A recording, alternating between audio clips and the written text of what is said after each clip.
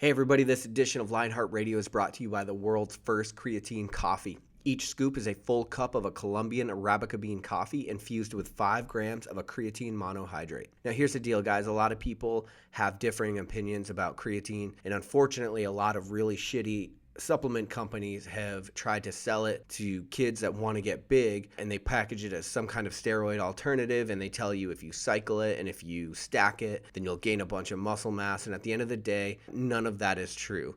What is true is that it's one of the most studied and beneficial supplements on the market for strength, recovery, and endurance. So whether you're a runner, whether you are a strength athlete, or whether you're somebody that wants to enhance cognitive function and just feel healthier in everyday life, a pharmaceutical-grade creatine monohydrate is going to help get you there. Go to www.creatinecoffee.com to learn what all the hype is about.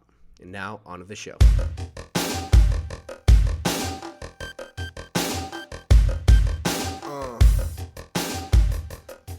All right, welcome back to Lionheart Radio. I'm your host, Rick Alexander, founder of Lou Aviv, based in San Diego, California. And today I am joined by James Lawrence, the Iron Cowboy, multiple world record holder. Recently, I think the best way to give the audience an idea about kind of who you are and how you live your life would be when I reached out to you first to set up this interview. And your response was, I would love to. I'm going to be climbing Kilimanjaro on my mountain bike. And I'll get back to you. Thanks for joining me today. Yeah, man. Awesome. Thanks for having me. I actually screenshotted that email because I'm going to post it. That's right.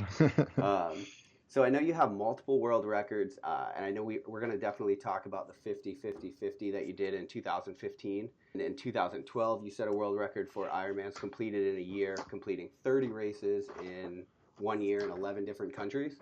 Yeah, that's right. And I know the first year you accidentally set a world record for, was it most half Ironmans?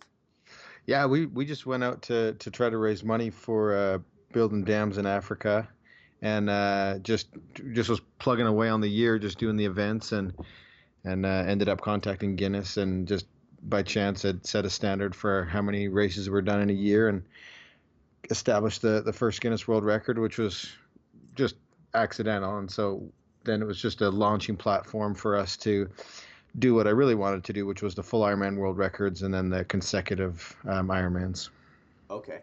So I think it would be really easy for people that are listening to this interview and see what you've done and see your world records and, automatically disassociate themselves from you because you're an elite level athlete. And a lot of times it's easy for us to be like, well, of course, if all you have is nothing but time, you can train, all these different things that people, make up essentially in order to, basically not live their most fulfilled life. But in order to dispel notions and kind of give the listener an idea of like who we're talking to, I just want to kind of go back to the beginning and like where your, race career or athletic career even started out.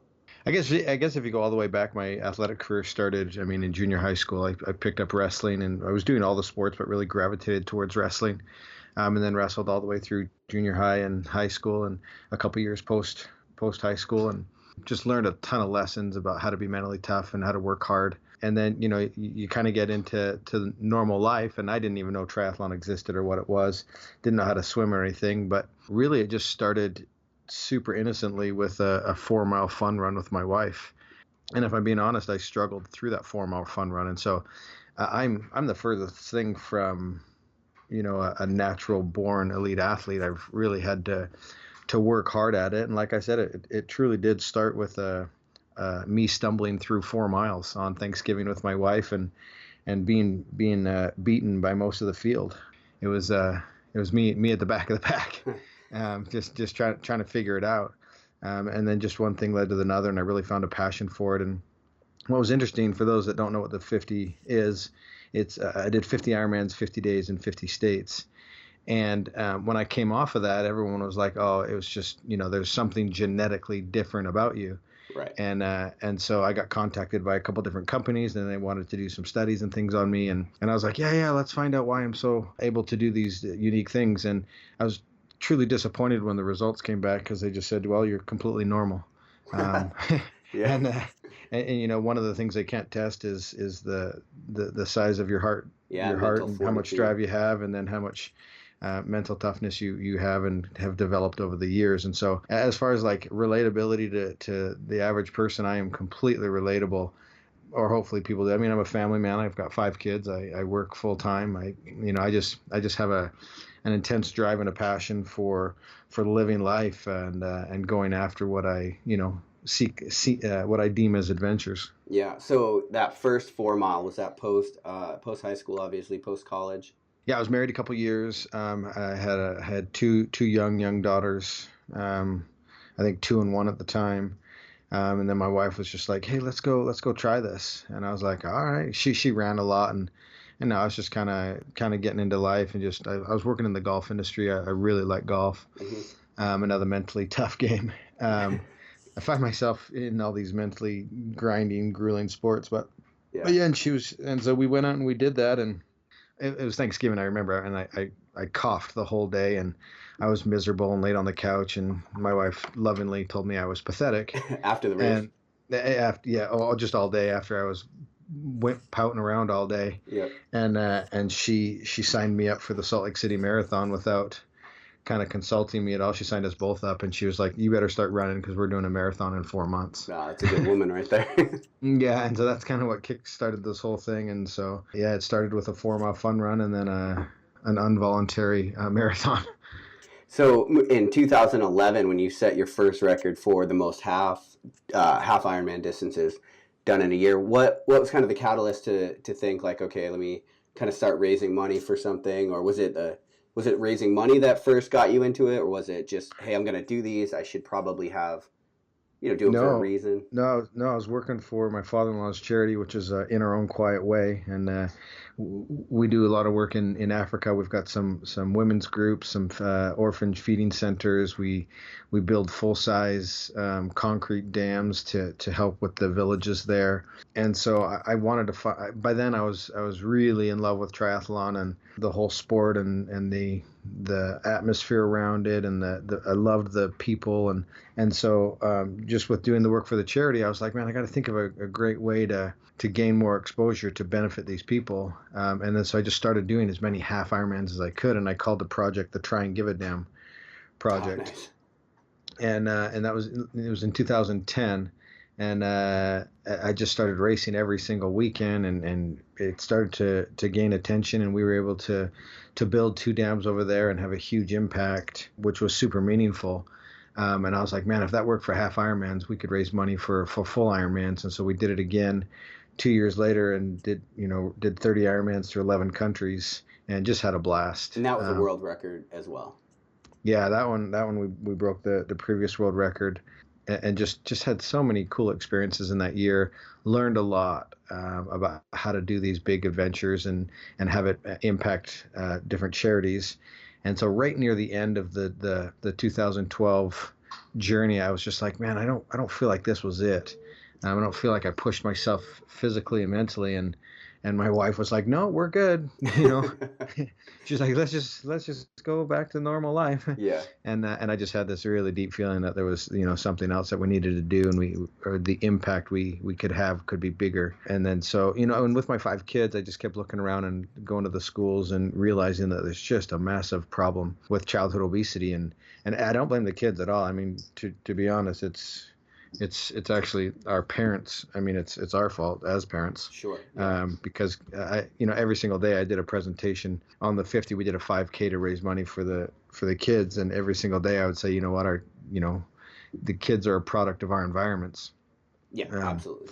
And that's what I was going to say. The kids, they're a product of what's around them. Well, it was crazy because I love watching the NBA, and this is kind of a tangent, but it's obviously March Madness right now when we're recording this, and Frank Martin, he's the South Carolina head basketball coach, and I don't know if you saw his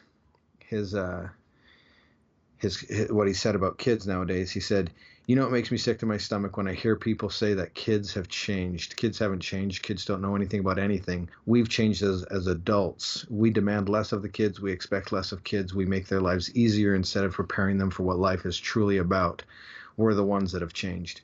And that just really resonated with me and the mission that we've been on. And just as far as like, look, we've had kids, and everybody's calling this generation entitled and they don't know how to work hard. And yep. And we're pointing the finger at these kids, and man, they're just kids. I've got 5, and I watch them intensely, and man, they emulate everything we do as adults. And what they've learned and the entitlement they've learned is because we've manufactured that. I Right. hate to say it, and I'm not pointing fingers. I'm as guilty as anybody else. I mean, I try to do the best job that I can, and we're all learning as we do this. But man, it's tough to point the finger at these kids and the massive obesity problem that these kids are having.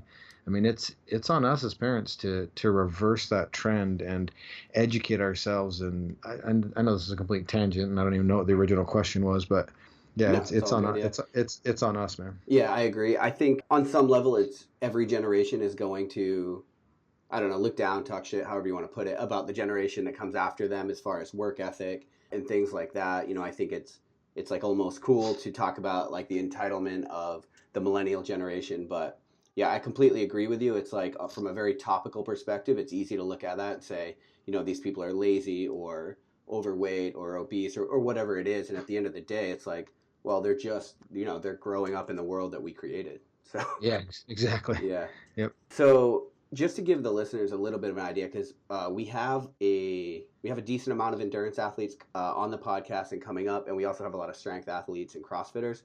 So to give the listeners a little bit of an idea of what 2012 looked like for you. So you set the world record for 30 full distance Ironmans, which is a 2.4 mile swim, 112 mile bike, and then a full marathon run. Yep, correct.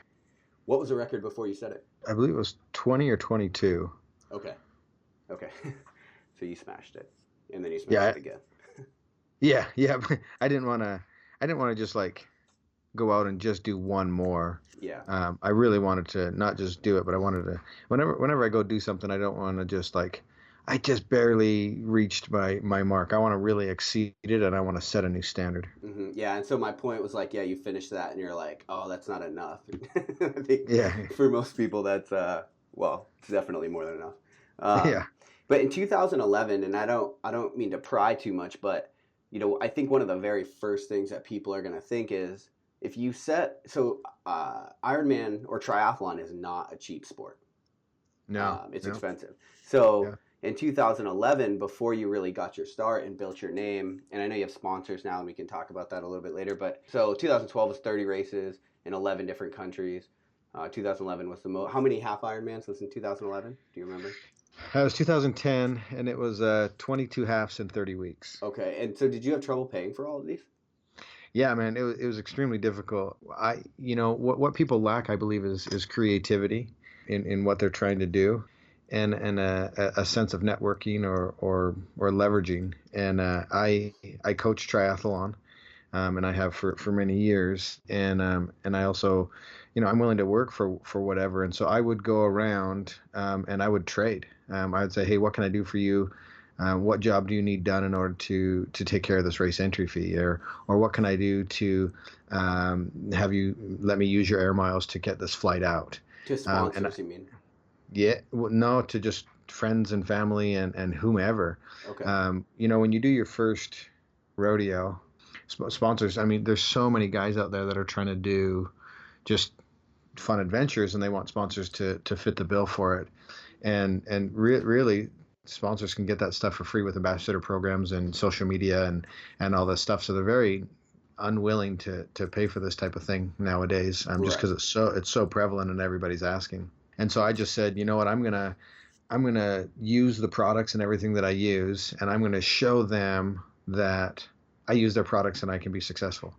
And so that was my first, form of attack was, okay, I'm gonna do this, and hopefully that they see that I love their products and do it, and then they'll get on board eventually. And I really stayed consistent with that and stayed loyal to the products that I used. And then over time, they were like, oh man, this guy really does use our stuff, and he is really making a name for himself. And so I didn't come out initially and be like, hey, do me, put my hand up. And that's what a lot of people do nowadays, is they just like ask. And they're like, hey, sponsor me. And the sponsor's like, well, how much exposure do you have? They're like, well, I don't have one yet, but I'm going to get one. Mm-hmm. Yeah. And it's just the complete opposite approach. I mean, you have to, the best thing that I can think of is, the old movie Field of Dreams, build it and they will come. It's not they will come and then build it. Right. And so, again, it's the unfortunate entitlement era. where they're just like, no, I'm going to go do this. I deserve for you to to sponsor me or help me out. And we literally had to bootstrap. I mean, what people don't realize is, yeah, I'm sponsored now and I do this for a living, but they don't see the decade worth of bootstrapping, creativity, lifting, just heavy lifting that we did in order to get to this point. And I'm not tooting my own horn. I believe that we did a lot of right things and we did a lot of wrong things. But one thing that we did do was we worked hard, we went all in, and we did whatever it took in order for us to accomplish the goal that we wanted to accomplish on our own agenda.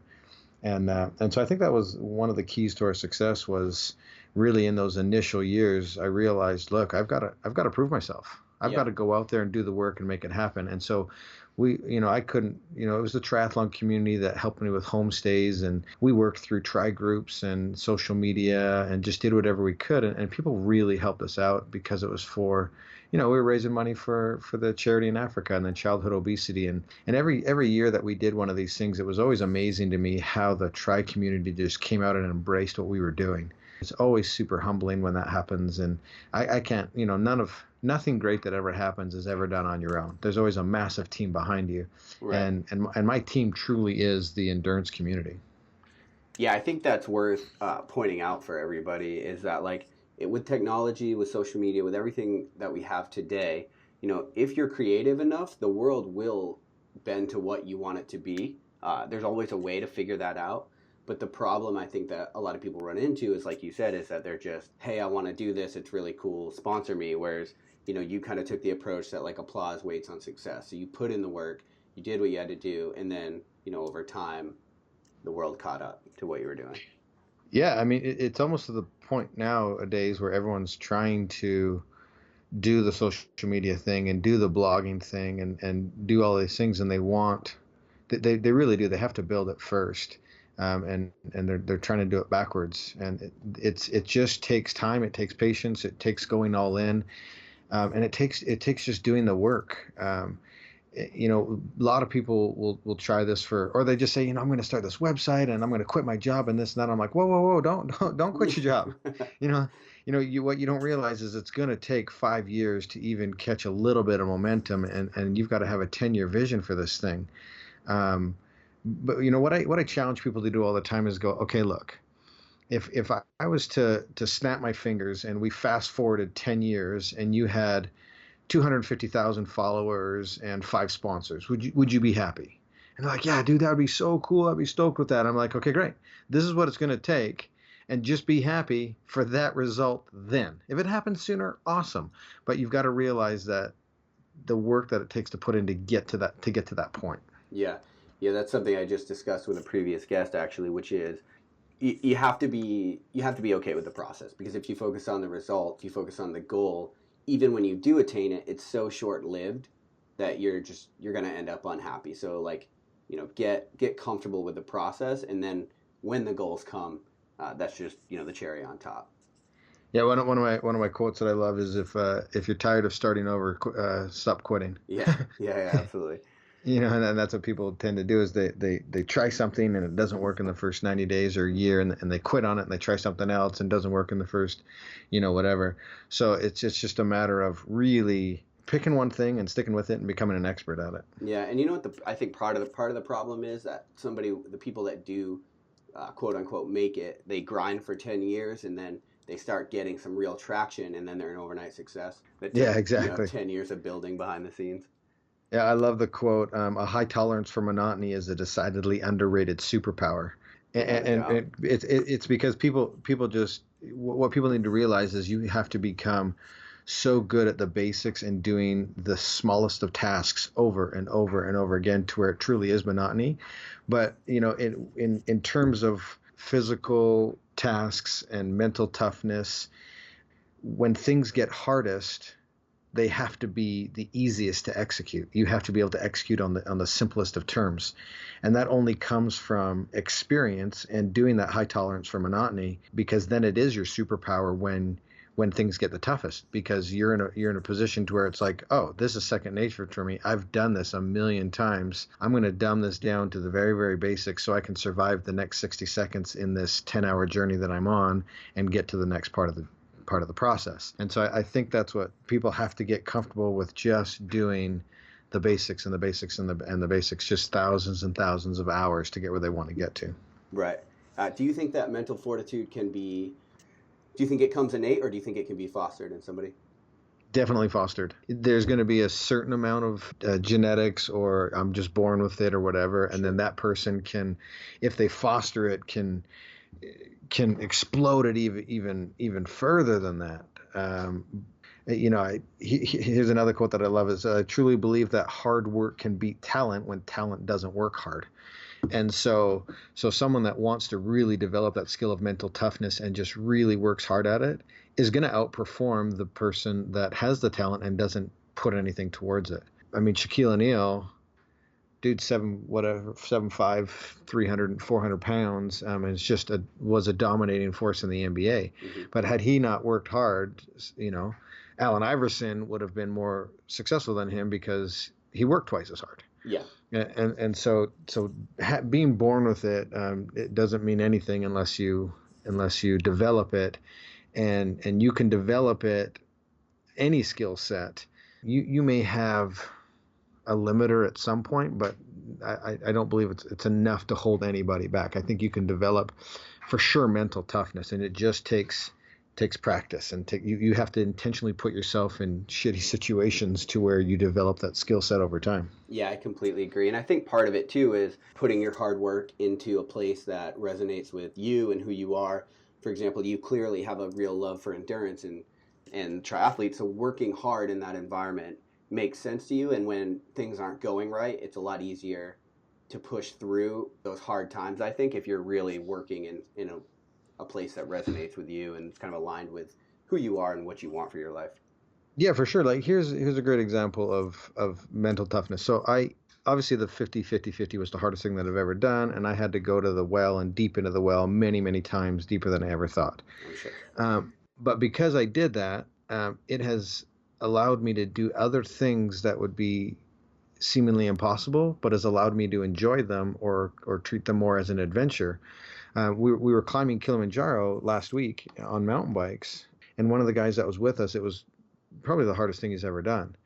And he was just like, what did you learn? What did you learn on this mountain? And I'm like, dude, I'm just having a hell of a good time. Like, this is awesome. Mm-hmm. And he was having to go to the depths of the well to just get the next pedal stroke. And yes, it was hard, but because I had done something harder, it allowed me to enjoy that adventure for what it was. And I think that's what we should all strive to do something just so ridiculously hard that it makes a lot of other things that we're doing seem easier and they become more enjoyable. So I didn't have this incredible suffer fest out there on the mountain, and I was able to appreciate everything around me that was going on, and I was able to take in the culture a little bit better and able to appreciate the views and the sunsets and the sunrises and all the cool things that were going, because I didn't have to go deeper into the well. I was pulling from previous experiences that I've had in my life, and that just goes to doing hard things intentionally, and over time you develop an appreciation for what is hard, and you can enjoy them even more. So hopefully he will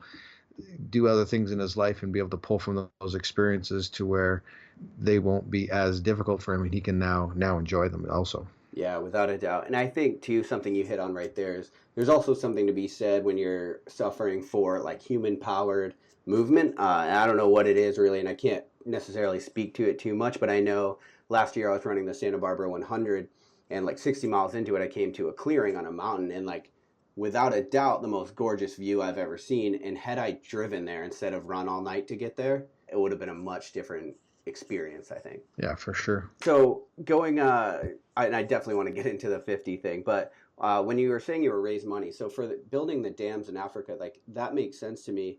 But I think anybody listening to this, because we're an active lifestyle podcast, can really empathize and really support the idea of raising money for childhood obesity.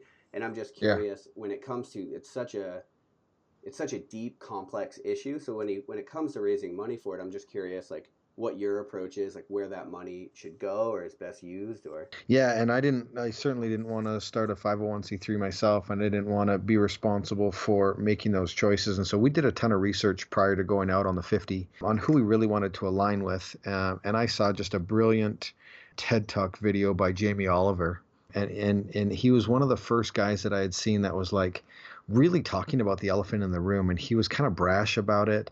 But it's kind of my personality, and I loved that approach. And so we started to work with the Jamie Oliver Foundation, and we passed all the money through that we raised during the 50 onto them, and then they use it for their school lunch programs. They use it for education and teaching kids how to cook and appreciate food and all these different things. And so I certainly didn't want the responsibility of how to use the money. And so I believe we partnered with a really great charity.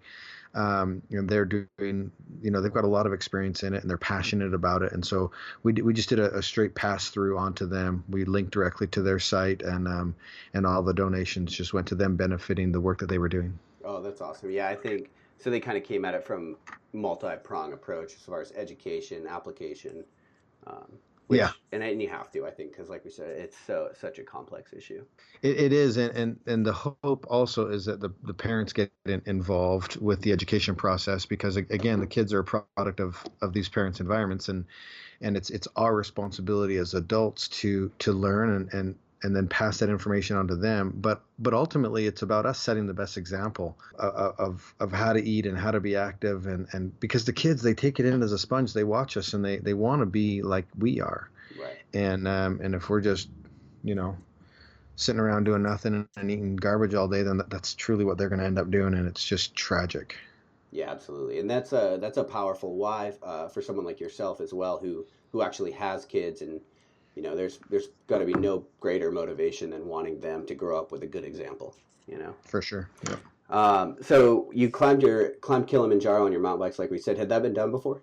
So nobody had. There'd been a couple people that had like wanted to ride down, and so they took their bikes all the way to the top and then rode down. Like there was a group there right before us. They carried their bikes all the way up, and then their goal was to ride from the highest point in Africa to the lowest point in Africa.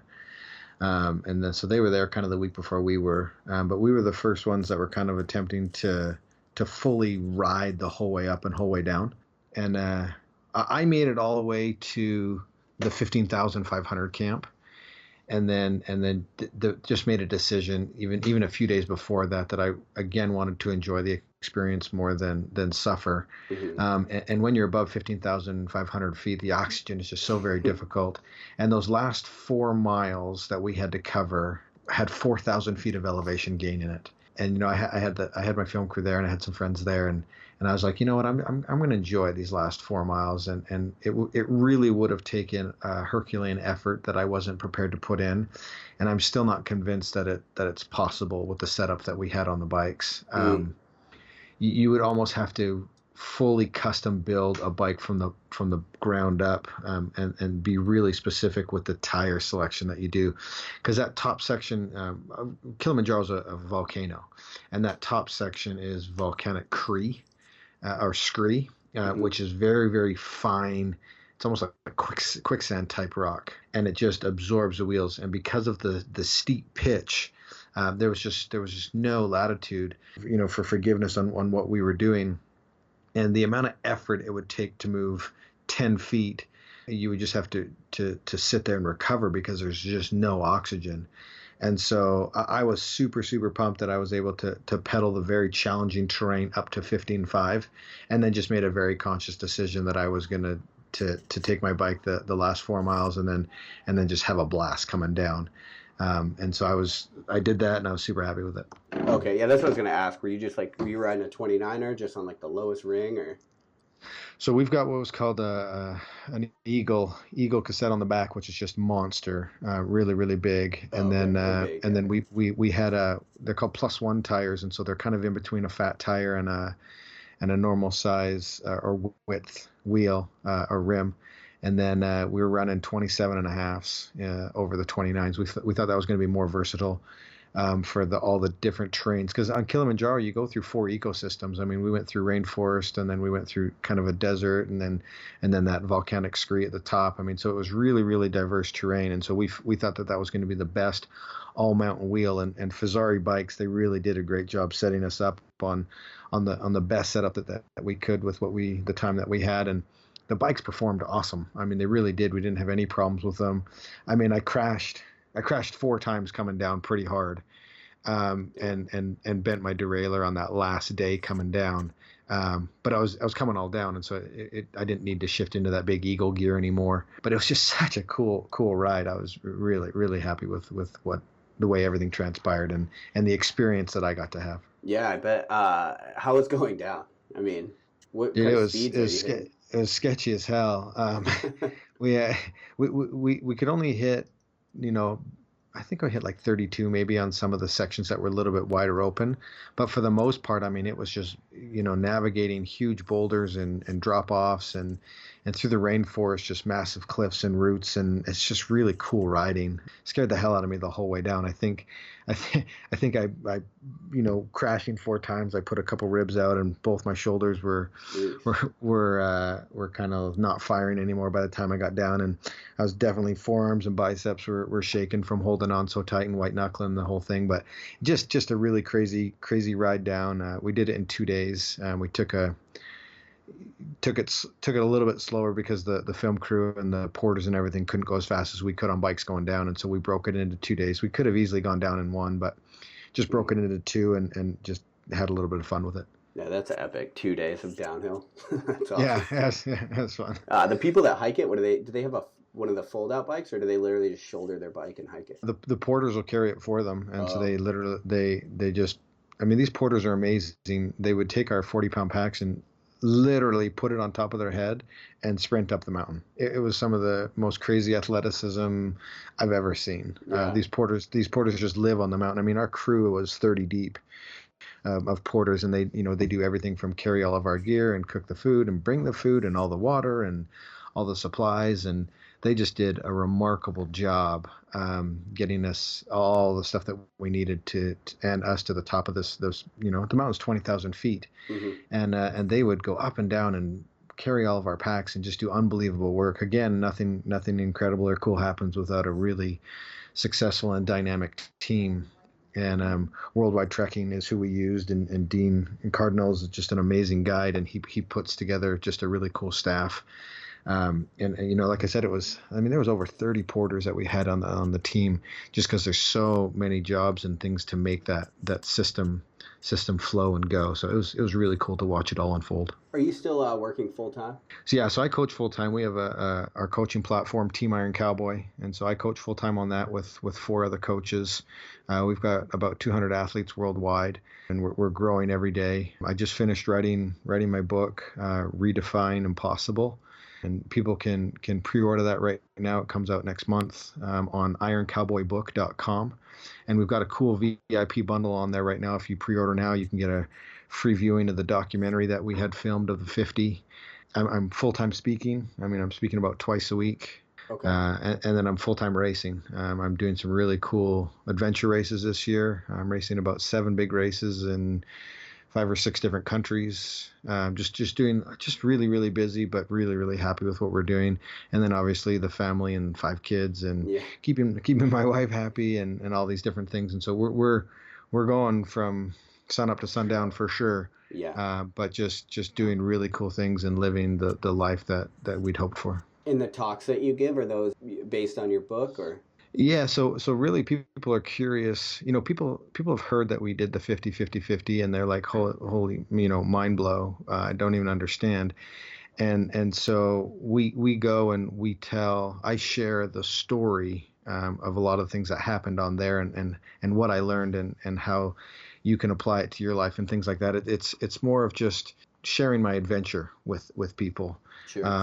And they just really love it. I mean, I speak everywhere from high schools to, junior highs and high schools and colleges to billion-dollar corporations. I mean, I spoke for Red Bull and Nike and Audi and Vivint and just these multi-billion-dollar companies and then just low budget, no money schools.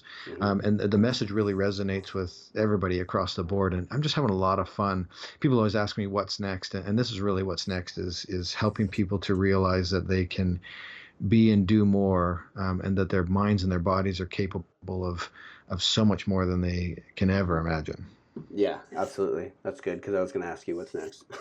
Yeah. So the 50-50-50. So you ran 50 Ironman, full Ironman distance triathlons in 50 states in 50 consecutive days. Yeah, and these were our own events that we put on just because of logistics. We wanted to be Yep. able to control those. But every single day we covered 2.4 miles of swimming, 112 of biking, and 26.2 of running. So we're gonna have Dean Karnassus on actually next month, and Yeah, he Dean's a did. stud. I'm sorry. I said, yeah, Dean's a stud. Yeah, he is, and but he did the 50 marathons in 50 states in 50 days. Yeah, and that's kind of what the idea kind of stemmed from. I kind of take what individuals do with marathons and then attempt it with an Ironman. Just kind of a next level. And I had a very candid conversation with Dean afterwards, and he was like, "Dude, I have no idea how you did what you did." He was like, "The 50 marathons was extremely challenging, both physically and logistically." And he was just very complimentary to what we were able to accomplish. And coming from that guy, I mean, that guy's just paved the way for someone like me, and he's kind of the grandfather of this type of thing. And so, it was almost like he was passing the torch on to a younger version of himself, which was super humbling. And we've become, email friends and whatnot. And I'd love to shake his hand one day, just because I'm incredibly grateful for the path that he's let out for guys like myself. Yeah, and I think that also goes to show you why it's so important to, I guess, have your purpose, know your why, know why you're doing what you're doing, because when you see like some behavior like jealousy or anything like that, like it really goes to show you that you're not centered. So like he started this whole thing, like you said, the whole personal brand around an endurance athlete, like really making a full life out of it. So it's really cool to hear that he's like cool about you just kind of upping the ante. I think he's reached a certain level of success, and he understands the law of abundance, and that there's so much out there, Hmm. and it truly isn't a crowded space. I mean, the more the merrier. I think the more people that we can get successful doing this type of things, the better it is, because that's more of an impact that we can have.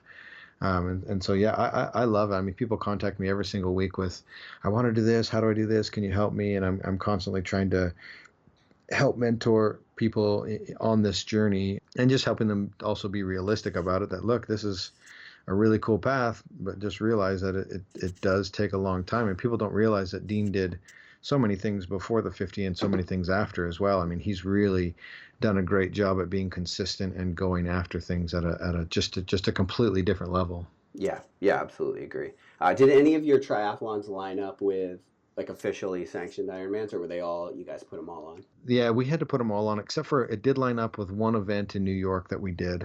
But it just, when there was an event on the East Coast, we were in the West Coast. When there was an Yeah, event in the West Coast, we were in the East Coast, and we couldn't physically get to that event, and really we didn't know.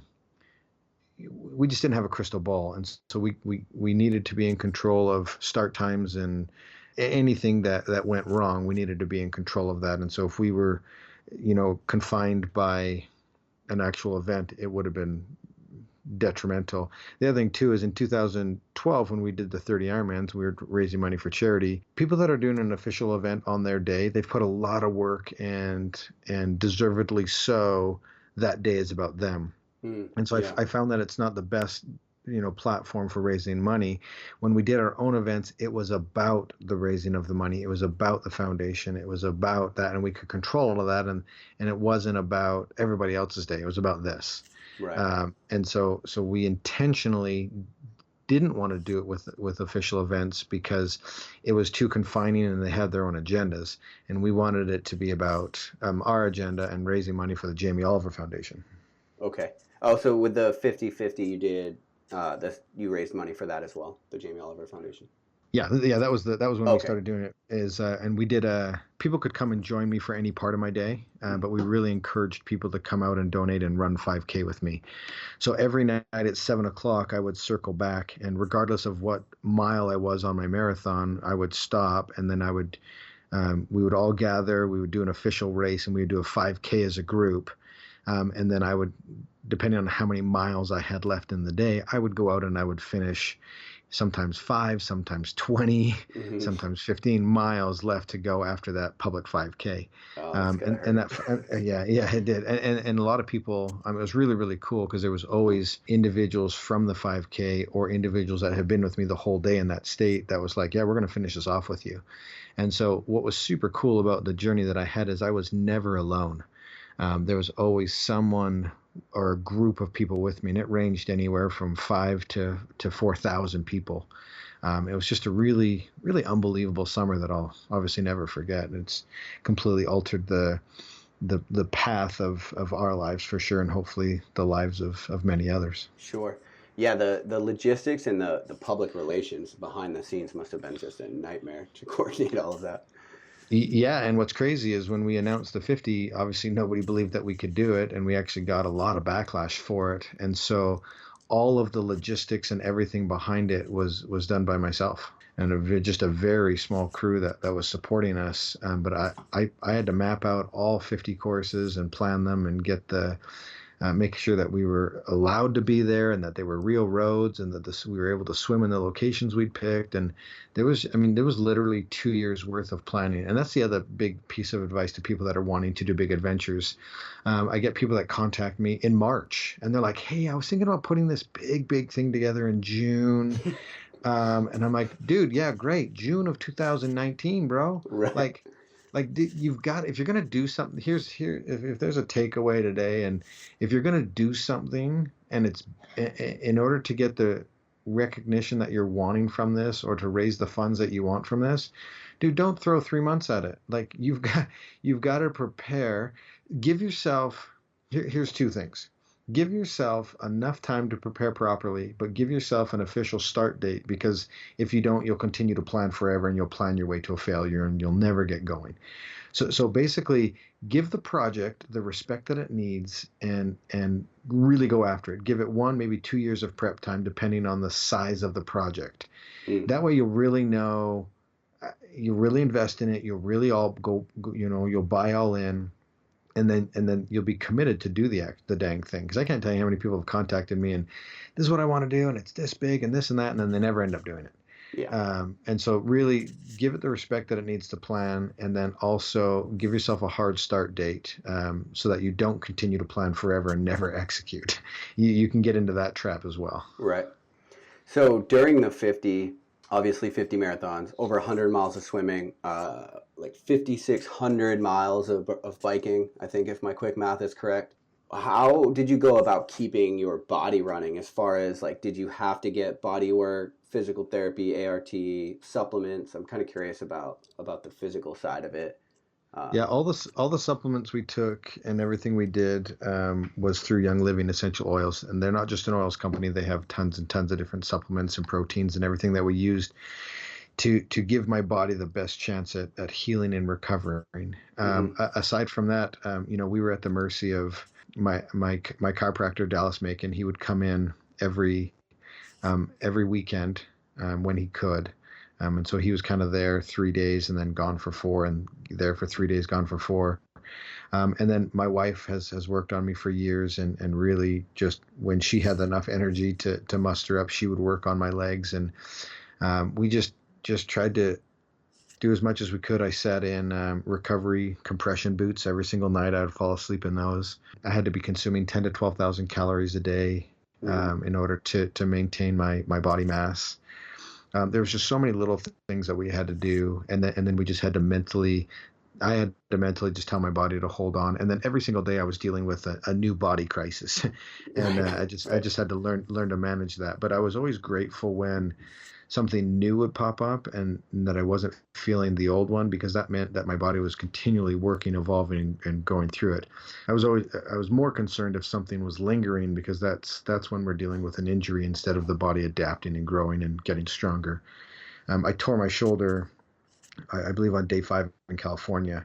And that was something that I dealt with the entire 50 days. Just incredible pain. Did a lot of the swims with one arm. And that was a definite injury that I had to deal with on a day in and day out basis.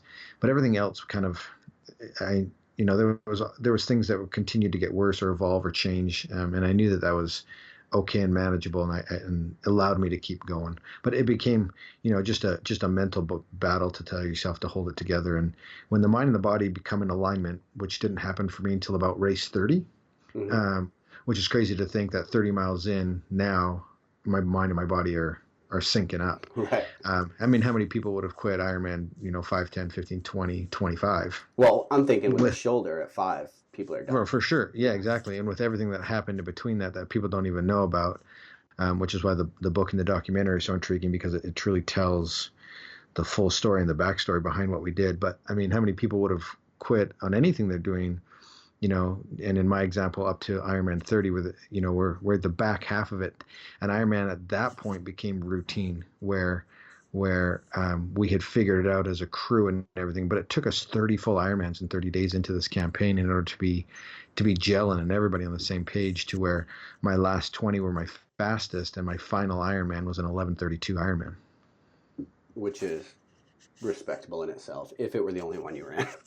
Correct. Yeah. Nice. Thanks. Just to give people an idea of, so it's not this abstract number. I mean, if you're under a 12-hour Ironman, people consider that to be respectable, I would say.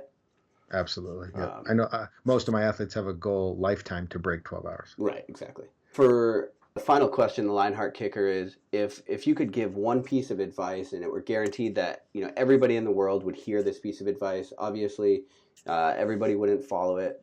You can lead a horse to water, but if you could give one piece of advice for everybody, what would it be? Yeah, great question. And I love this, because the secret to success is simple, and it's also a hard pill to swallow. And it's just simply take action and do the work. And it's just do a lot of little things consistently over a long period of time. That will ultimately get you to where you want to get to. Taking action, doing the work, and doing it consistently. Yeah, absolutely. And I think the consistency part is where people really need to focus. A lot of people start things, and then, like I said, 5 Ironmans in, you blow your shoulder out, that's game over. Yeah, for sure. I mean, day one, literally, we got pulled over by the police in Hawaii in the middle of the night, and they told us to stop. We couldn't bike on those roads. And most people would have been like, sweet, I don't have to do the next 49 Ironman. Right. I'm out. Not my fault. I'm out. Yeah. I'm out. Please told me I couldn't do it. Yeah. Wow. Yeah, I'm excited for this documentary. So for people that are listening and they want to follow along and support what you're doing, where can they do that? Yeah, my two main platforms are Instagram and Facebook. On Facebook, it's facebook.com/Iron Cowboy. And on Instagram, it's Instagram/Iron Cowboy James. You can also pre-order my book right now, Redefine Impossible, at IronCowboyBook.com. And when you go there, you can download the first chapter for free and kind of get a sense of what it's about. And then you can purchase the VIP bundle if you're interested in that, where you'd get the documentary for free and a couple other cool things. Okay, very cool. And then for people that are interested in the coaching platform, are you taking on new clients or? Yeah, we've got a window right now where we're taking on some. And if you go to teamironcowboy.com, you can learn about the program and enroll there and get to know us as coaches and kind of what our philosophy is. Awesome. Well, thanks for being on, James. I appreciate it. Yeah, you bet, Rick. It's been fun. All right. Thanks, guys. Thanks for listening to Lionheart Radio. I hope that the information from today's show will make you fitter, happier, and healthier. For the show notes of this episode and every episode, head to www.lionheartrad.io. Yep, just like Lionheart Radio. And please, if you have the time, head over to iTunes and give us a 5-star rating. It really helps us to know that we're on the right track and delivering you reliable information and value. As always, feedback is welcomed. If you have any comments on the show or would like to suggest a guest, send me an email at rick@luavive.com. That's LUAVIVE.com. Thanks for your support, and we will see you next time. Bitch, I feel good. Don't I look stupendous? My shine is so endless, and shit you can do to end this. Even when I'm dead, niggas still gon' bump that chip shit. Coke white, Escalade on cinches for you dipshits. So you won't forget this. Midwest nigga be the coldest. Cleveland